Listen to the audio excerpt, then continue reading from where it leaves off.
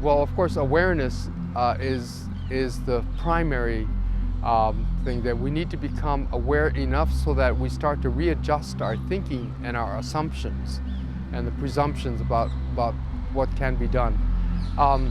And awareness can be the simplest thing. It can just be, for instance, here in Hawaii, one of the biggest habits of how we refer to ourselves is the term, or how we refer to the United States, is the term the mainland, which of course implies that we are a subsection of a larger part, the mainland.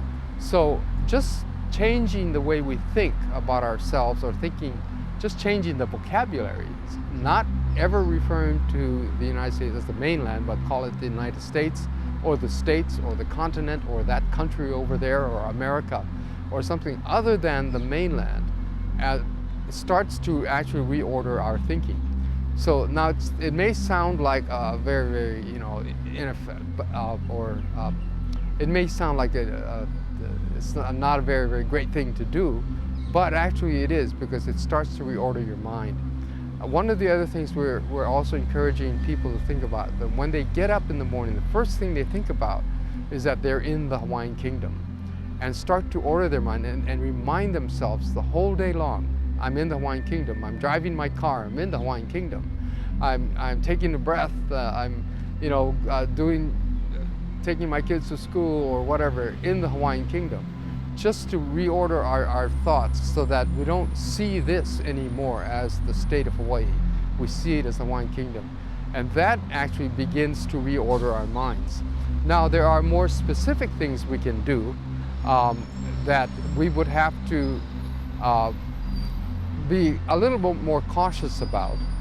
There are things like, whether or not you drive your car, and whether you conform to the United States and the state of Hawaii regulations and rules, but you can decide whether you want to do it or not. But you have to be prepared for a little bit of trouble. So what we're trying to do is to create at least some guidelines to prepare people, if they want to take this to a step further, to actually challenge certain aspects of how we live here in Hawaii, then they have to know what the consequences could be and how to position themselves and things like that. So those are the types of things we're trying to do. The other thing is we are starting on a project for people to be able to identify themselves as Hawaiian nationals. And initially, it's simply going to be a declaration. It's just going to say, I'm a Hawaiian national because I believe I am, because I'm from here and all that.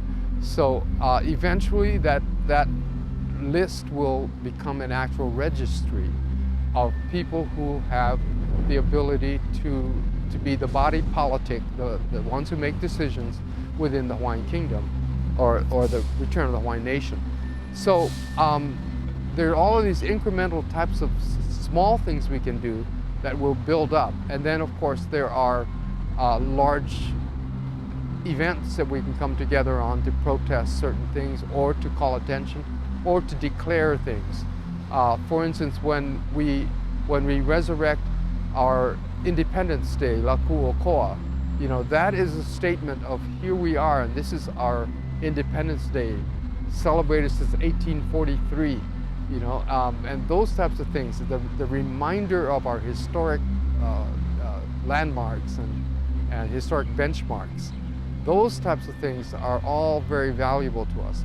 So even if we're, say, to create a calendar for Hawaiian nationals that reminds them of all these benchmarks of the Hawaiian Kingdom, the birthdays of different kings and queens, and the accomplishments and the trials and tribulations we've gone through, those are all reminders and things we can do.